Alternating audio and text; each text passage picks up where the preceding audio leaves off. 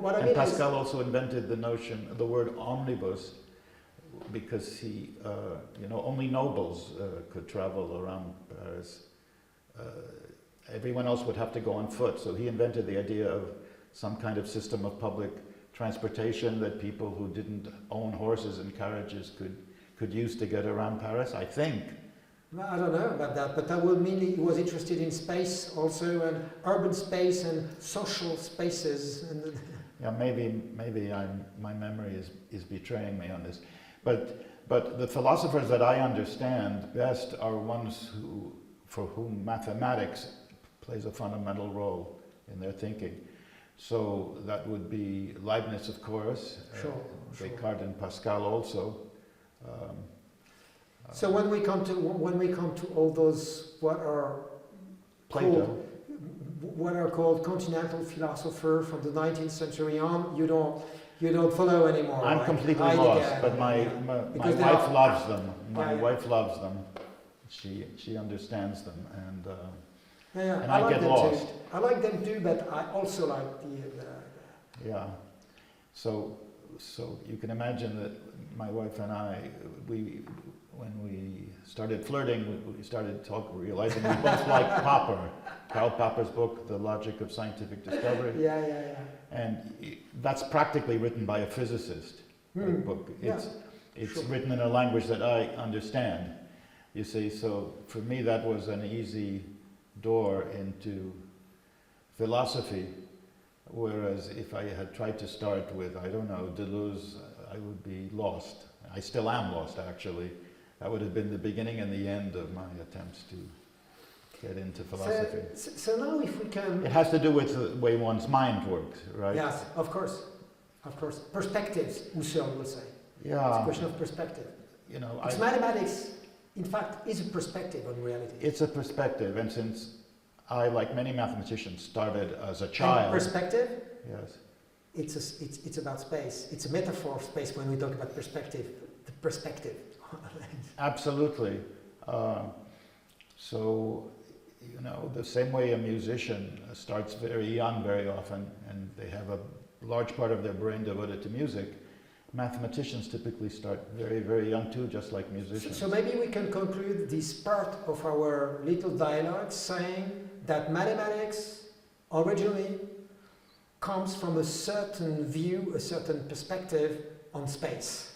I think so.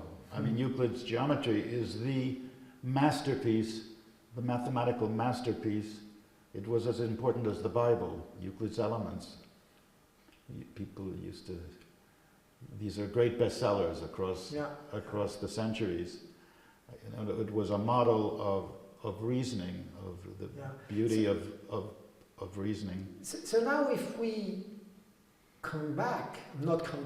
if we try to develop the question, the very big question that you actually raised earlier on, about the very nature of space. That is a real question. Before we talk about infinity, because there is this fight, or there is this controversy that lasted for centuries. I'll try to summarize it, because I think this controversy was actually overcome with a great solution that was again found by Leibniz. It's about the nature of the real, perceived as the nature of space. Because in fact, at first when we were thinking, what is the nature of the real? And you know why I always say the real and not reality? Because reality is already a construct, but the real is the real thing, as we will. There was this controversy that started even in Greece between the people that we could call, some people called the mathematicians or the geometres or the idealists on one side, to say what is the nature of space and the nature of the real, because space was supposed to be like the real. And on the other side, what we already called the materialists, the one that were materialists. I prefer to call them, myself, on one side, on the Plato side or Pythagoras side, or even Parmenid side, call them the essentialist, because they try to find some kind of a structural essence, something that is the essence but doesn't need to be material. Mm-hmm. And on the other side, the people that are what I call substantialist, usually in the public they say essence and substance in the same way, but for me that's different, because essence, that's the idea of the being, the idea, what it is, the form, the pure form. And on the other side, people that say that doesn't mean anything to talk about the pure form, it has to have a content to exist, and so that are the materialists. I call them the substantialists, substance, because substance is in Latin. In Greek it's hypokaimenon, and it's the direct translation in Latin of the Greek hypokaimenon, and it means sub, underneath, and stance, that means that stand underneath. So the idea of substance is that there is something, but something is like, it's the, of course, in this, there is the atomist, the Epicureans, Democritus, and all those people are on this side, and I said there is something that is underneath, and the smaller it is, the more real it is. And everything else is just a combination of this real thing that we try to reach, that they call the atom. And on the other side you have, and you see it's related to space. It's just on space. They don't care about anything else. And on the other side, you have those people that said, no, it's not the substance is nothing. What is important is the relation, the properties, the form that actually drives everything, even the substance, is really there. But the substantialists, they answer, you're crazy, because if you say that it's just the form, or the form without content, like for instance a position on a map, the position itself, you can multiply it by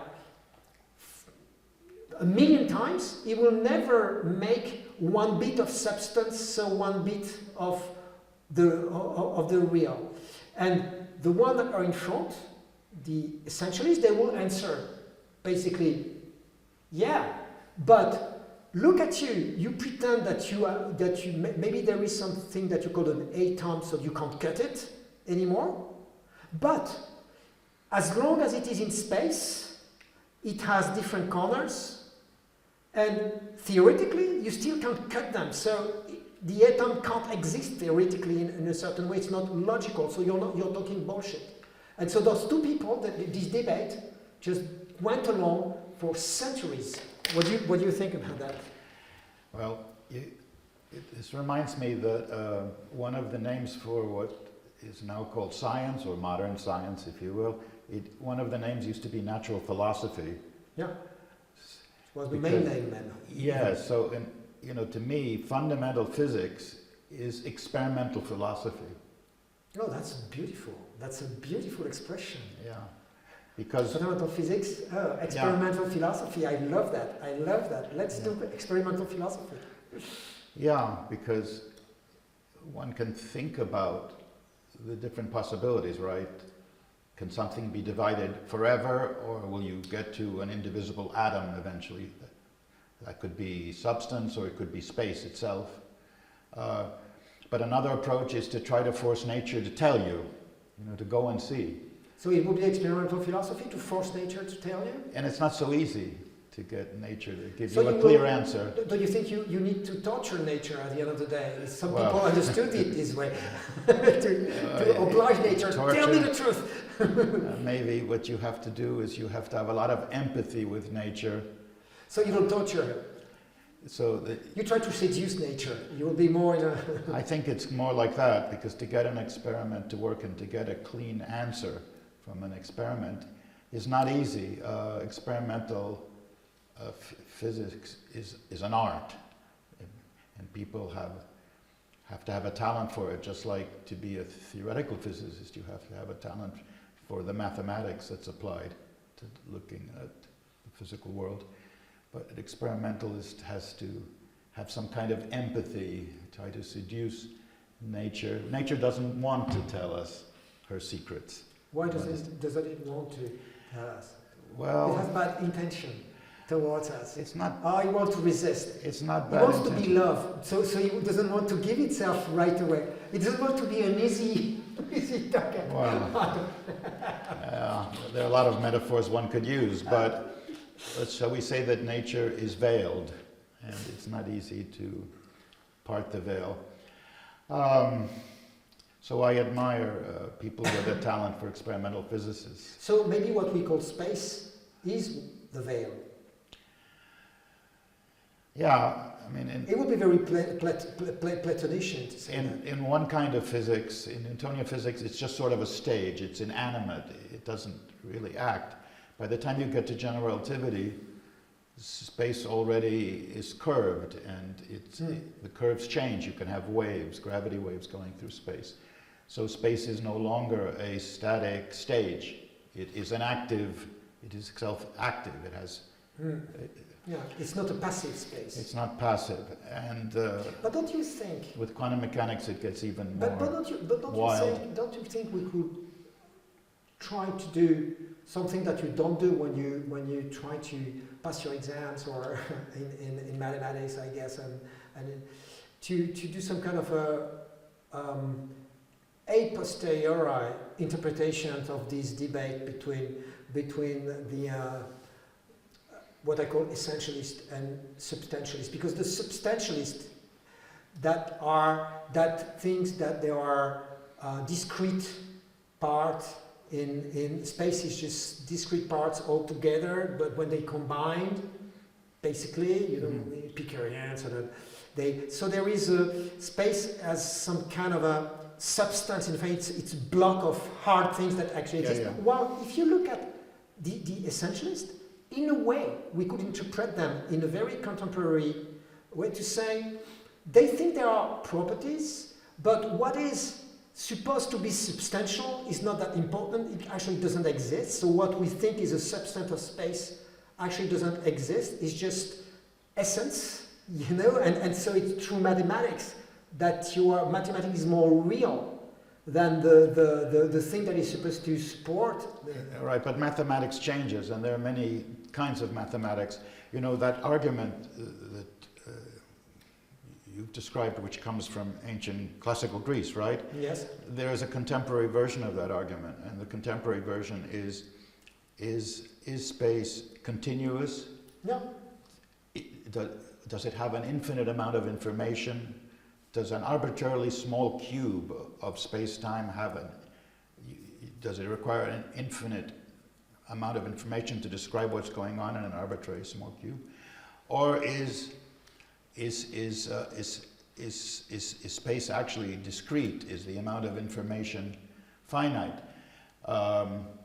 So, for example, there is a fascinating piece of reasoning related to black holes, according to which you can measure the amount of information in a region of space, and strangely enough, in terms of bits of information, this comes from looking at black holes and event horizons, this argument, and it says that the amount of information in a physical system is always finite and measured in bits. Physicists talk about entropy, but anyway. And it grows as the surface not as the volume. Oh, yeah.